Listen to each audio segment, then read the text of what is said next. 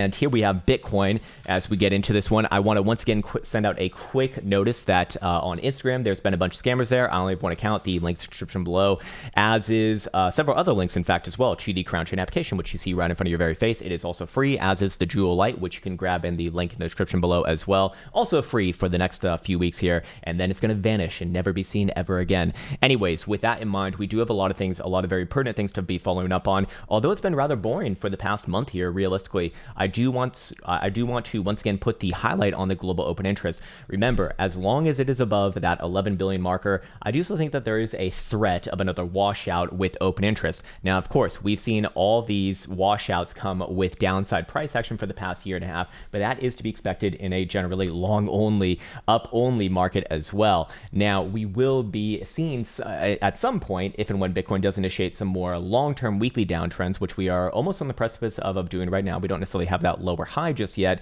but that could come with, of course, shorts closing or with shorts getting squeezed in this case, or not necessarily squeezed, but shorts getting, you know, their little bungholes wrung out as well. But in this case right here, you know, I wouldn't necessarily go with the other interpretation on that, at least as hopium, until that actually does happen. And for right now, you know, the data is quite clear. So I do still think that this is still a threatening move right here. This still obviously is always going to open up the possibilities and even probabilities in this case that we do see a downside move. But at the end of the day, we do need to combine with this price action, and there are a few new things to be speaking about on price action on the very short-term timeframes for today. Obviously, the higher-term timeframes is very much unchanged, but I do want to highlight that right there. And of course, you know, we do see a few other interesting things here as well. One of them being the funny rates, of course. We do see it ever so slightly positive. Understand that the default for these is about 0.01%, so anything below that is suggestive that shorts are being a little bit more aggressive on the trigger finger right there. However, we did see it significantly more negative, realistically, not realistically, but mostly for the past week actually, and it's only as of the last 48 hours where we've seen consistently positive rates, very small, might I add, very small, and still below that threshold, but ultimately that is suggesting that the market's kind of balancing out with a more neutral position here. So I really would like to push back on the people who are very gung-ho and ardent about this idea of a short squeeze or a long squeeze in this case. At the end of the day, the market's actually suggesting something a little bit more neutral with slightly, a little bit more against the shorts. But here's the thing. You can't really squeeze a short in a fucking downtrend. So, you know, it'd really only be relevant for the very over-leveraged participants in this market. And the over-leveraged participants in this market, you know, the people who are 10x and above, they usually don't have the equity, especially combined as well, in order to actually move the market. So I do think that that's a little bit more of something to be aware of, simply because, you know, you do see that going around the old market sphere right now, and realistically it's just that hasn't really been the case for what it's worth. Anyways, what else do I want to be speaking about? The leverage ratio, obviously new all-time highs, and that is the one chart that I wish I could long, but you can't fucking long apparently. Anyways, into the market data tab we go. I want to call out, or did I want to call out something else? Let's see, what did I want to call out? Fear and greed index, of course, again, it is suggestive that we're closer to a major low than not, but again, closer to a major low than not does not mean that Bitcoin can't come back down and wash out somewhere around $40,000 low or so. So I want to be very deliberately clear about this.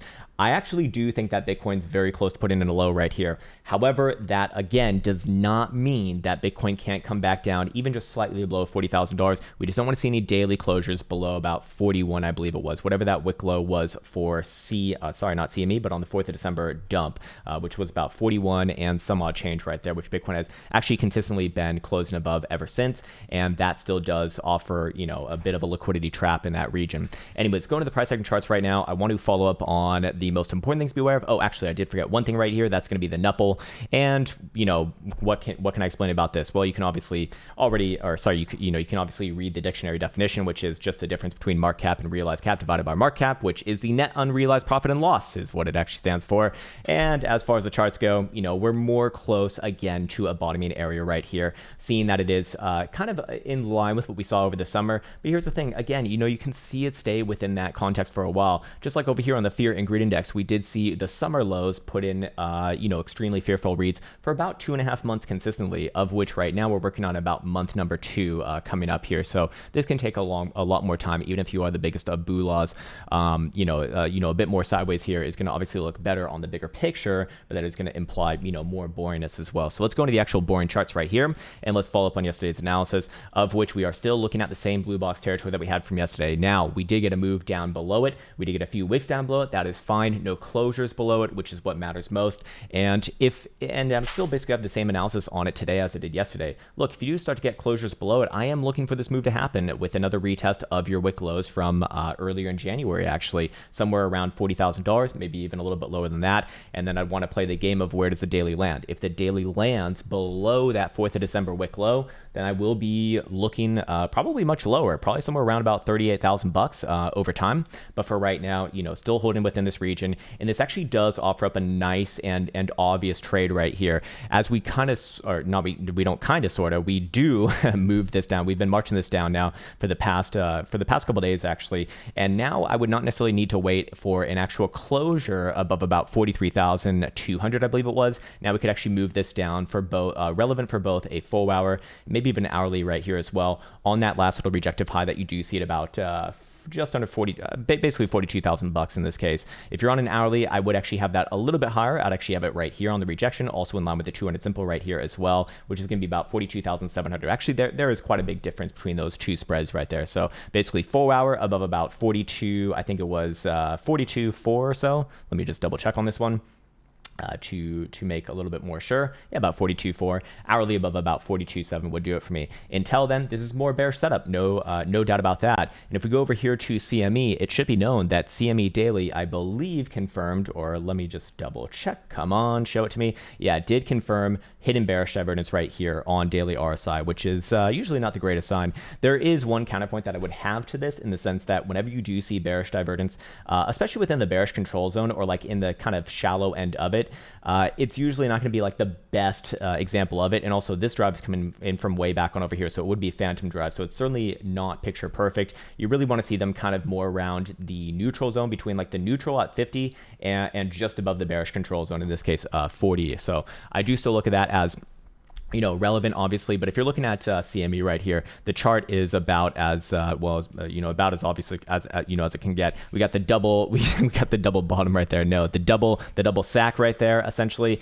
And what would actually verify this one as a breakout, in this case to the upside, with technical targets much higher, actually, would be any sort of a daily closure above that last rejective high at 44,000 and about 250 in this case. Before, I was saying that I would need to wait for Bitcoin to actually close above $47,000. No, I'd actually take that. I'd actually march that down now, seeing as we have a clear and obvious range going on right here. So that would be a range resolution, and this would be an ever so slightly higher low as well. But again, this is hopium right now. I want to be very, very deliberately clear with this. Hopium is not the same thing as like real trading, I guess. It's in the cards, yes, but it has to be verified and validated. And in order to validate this setup, that's about 44,200 or so. And obviously that's going to be precipitated by what we spoke about on spot, with either an hourly above about 42.7, I believe it was, or 4 hour above about 42.4. Until one of those two things happens first, this is all so far away that it's not really worth talking about. And it's actually more likely that Bitcoin does dig out another low somewhere down around about $40,000 territory. But in this case right here, because there is a technical formation in the format of a descending channel, which does have a higher probability breakout to the upside than the downside, I would, I'd be remiss not to call it out, obviously. And because the validation of this structure would now be a little bit lower, I would actually be moving down the implied target significantly as well. So no longer would the validation imply a move all the way up to about $56,000. It would actually be more around about $54,500 to $55,000 territory. So that would be a little bit of a smaller consolidation prize, I do suspect. Anyways, what's also relevant about this, however, is that even if you are the biggest boolah around that region, the problem with this whole thing is that if you are looking at this region right here on a bearish Fibonacci retracement, you will notice that the target is directly in line with the 0.5 and the 0.618 right here, which is where you do typically look for your rejective lower highs. I'll give you an example. From way back on over here. This was on a daily, obviously. We were very, very loud about this one coming in from April and May, of course. With Bitcoin getting its first lower low right here, we were saying, hey, it's time to be on lower high watch. And where do we expect lower highs to come in around? Somewhere around the 618 and between there and the 0.5. And that's exactly what we got right here. So it's the same sort of thing going on right here, except this is potentially more powerful if this does play out as weakness within this region, because it would be a weekly lower high, of course. And if we get a weekly lower high, then we are within the context context or within the midst of potentially constructing our first weekly downtrend in a very, very long time. We're talking all the way back to 2020, I do believe. Yeah, basically coming off of the flu dump right there. So this next month or so of price action is going to be incredibly fucking important. I do want to bring you on over here to momentum oscillators because we do have several things to say about this. I also want to let you know, for all the people who have been asking, this indicator is now actually available on our store. Of course, I always need to say my piece about this. Look, no indicator is going to immediately make you profitable or be like a magic pill of of any sort. This is really intended for people who already have a strategy in place, and this can add something to it. But and I also don't want to like not give this indicator and the creator of it not their due praise as well. At the same time, like, I love this indicator. I use it daily. Of course, I only promote stuff that I actually fucking use myself. But I always want to say that just because, you just don't want someone thinking like, hey, if I buy this or that, I'm gonna immediately become invincible. It's like, no, there still needs to be a strategy behind it, of which there is a strategy included with it, but still. Need to be very, very clear with that, just so people don't get mixed up. Anyways, looking at this right here, we do see that daily stochastic momentum did actually cross the upside yesterday on spot price action and will be remaining with upside posturing today upon closure above 41,500, which is very fucking interesting now, isn't it? Because that is currently the low of the day, but also that is around the wick low that we saw from 4th of December. And as long as Bitcoin's above there, I do still look at this asset as more likely to put in a major low pretty much within this region over time and work its way upwards and onwards. Until that criteria is invalidated, I actually do run with that as my major assumption. And I've been very, very, very loud about this for the past couple months here, basically since I think it was early December on that first dump. So actually not a couple months, about a month and a half at this point. But yes, that is still very much available. And whilst all this has been going on, we see the 5-day and the weekly correct fully down here. And, just to kind of call out the last time we did see the 5-day stochastic momentum flip to the upside, that was actually back in July of 2021, the end of July, I should say. And what happened during the end of July in 2021? That was this right here. I'm actually gonna get rid of the add-on. That actually comes with it, just so you know. But that was this right here, the bear trap. This was actually a fucking bear trap right there. Before going from about $30,000 all the way to $69,000 and the new all-time high. On top of that, if we see another sort of iteration coming in from these same sort of lower levels, we do see right here, obviously, January 2020. That was precipitating about a 60% move to the upside, or maybe it was like 65. About 60% move to the upside right there. And then, of course, we did have the flu dump right after that, which did bring it significantly lower. But, you could argue that that's a black swan. Could we get another black swan? Yes, obviously. I mean, it is a non-zero probability for these things to happen. But I just want to call out that when you see the sort of extremes, it does offer up a potential for that. And, of course, the time before that, we did see something like not just similar, but very, very aggressive was, on the 3100 macro cycle lows way back on over here. So I do want to be, a little bit more forthright with talking about that. And we also see that the ADX representing the trend strength is starting to come down and pretty much reset as well. So all of those things kind of working in confluence with each other. I do suspect, kind of aligns with, hey, as long as Bitcoin does not break below that region, we're probably looking at a major low, which, probably sounds like, an obvious thing to say, but it strengthens the case. It adds more and more on to the statistical nature of a setup like this, which is why I call these things out. Anyways, if we go down to the lower term timeframes, I do want to see how we're operating right here, of which we do see 4-hour stochastic momentum about to turn down with any sort of a closure below 41,650. So we're seeing a lot of these, timeframes align with that 41.5, 41.6 region, essentially, which I do think is quite important. The 12-hour still corrective down here, hard down, I should notice as well, which with HVP incredibly low here too. And I'm actually curious where the 6-hour is right now. I'm going to imagine that it's probably freshly turning down, but no, it's actually not freshly turning down. It's working its way down. 41.9, the magical number right there. Buy hourly is going to be showing what? Come on, show it to me. Buy hourly is going to be freshly crossing down below 42.3, starting to not look so hot right there. And hourly, now this one also down below about 42.400, which again was around the 4-hour level that we called out earlier. So we do see a little bit more things on the downside of this. If you're looking at this from a pure price action standpoint, you're looking at this as potentially a higher low in the making right here on the hourly. But of course, where does it get negated? That gets negated below, well, our same little liquidity zone from yesterday. Realistically the couple weeks prior, which is on an hourly closure right here. I'd really want to see it close on a new, actually it already did close on a new low. So perhaps it's just a continuation move right here.